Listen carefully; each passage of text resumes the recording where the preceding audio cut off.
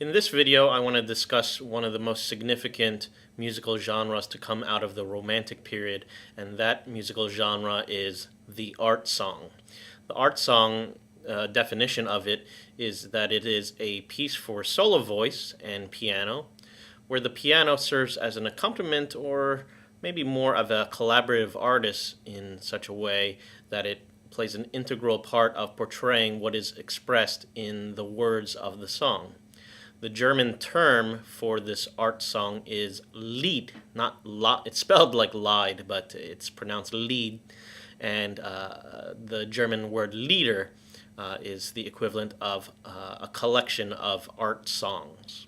Most art songs are based off of existing poetry that has been written. And sometimes the art songs are put together in what we call a song cycle, where there's a group of art songs linked by a storyline, such as Franz Schubert's Winterreise.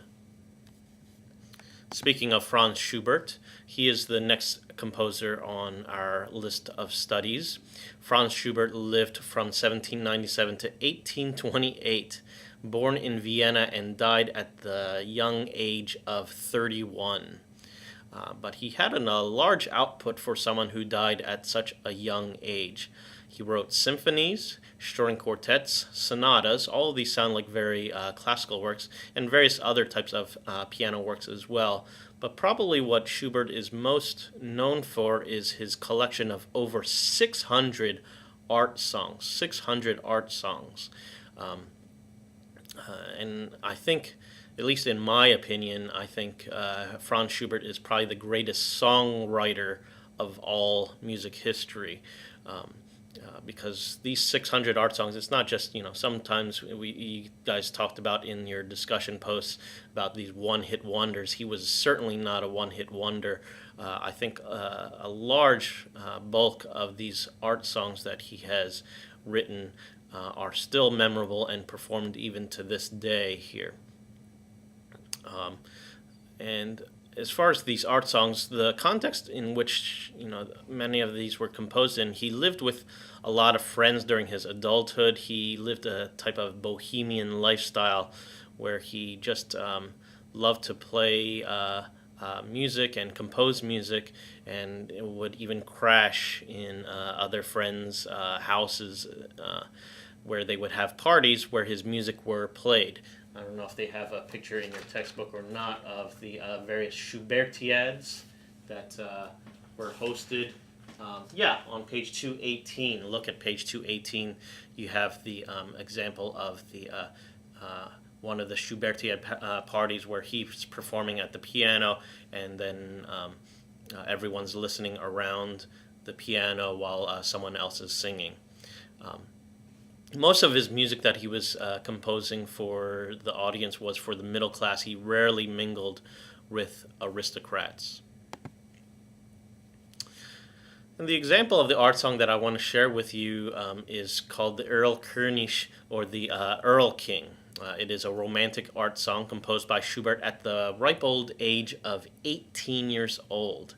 Such a wonderful masterwork for an 18-year-old and I think that's one of the fascinating things about it.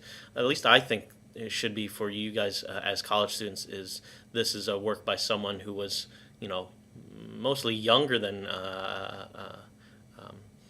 what many of you are studying here at SFA. It is based on a poem by Johann von Goethe, and one singer sings all the different characters that are represented in this piece. And what is most fascinating about it, I believe, is the way that Schubert varies how the music represents each character.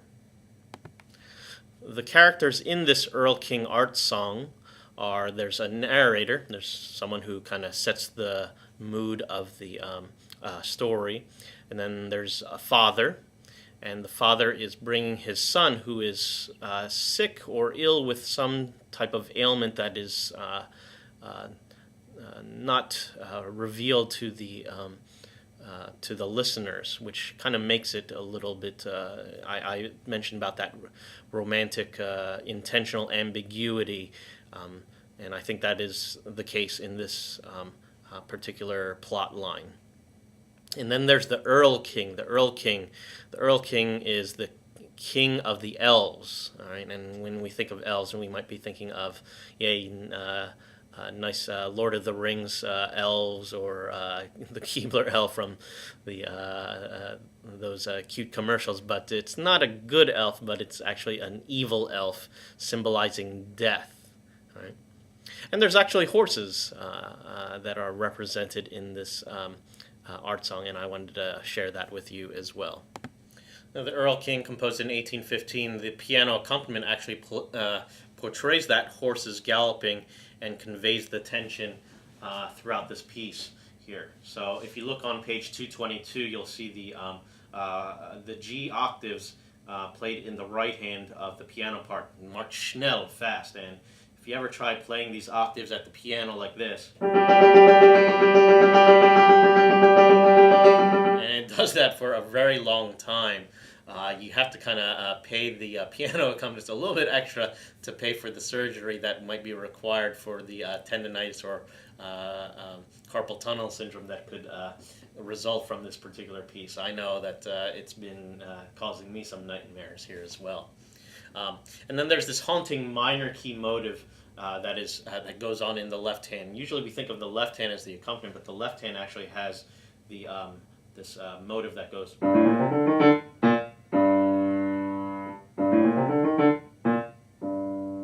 So that on top of the horses galloping on top.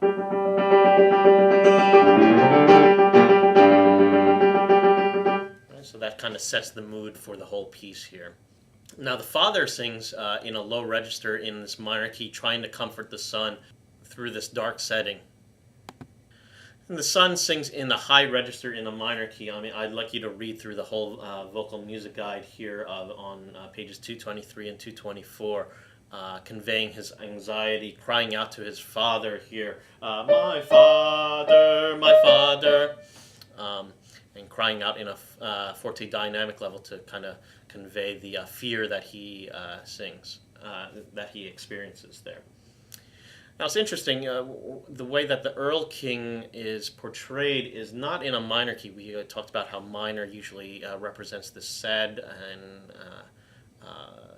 darker feel here, but Schubert twists this around where he presents the Erlking in this major key.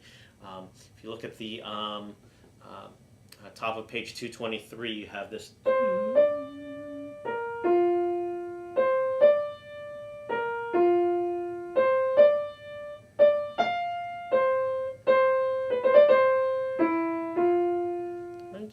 Just a nice cheery melody here, but what that actually does, it conveys the sinister tempting of the child to come away with him here. Right?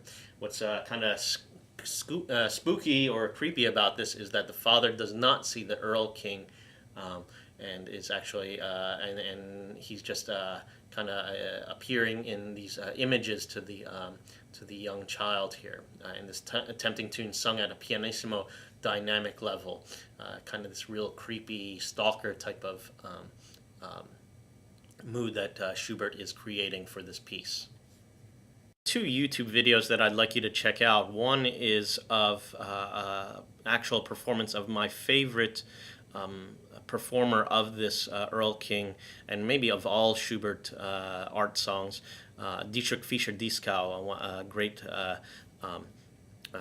German baritone here, is performing it here, and I'll try to put a hyperlink to that as well, and you can listen along with the vocal listening guide.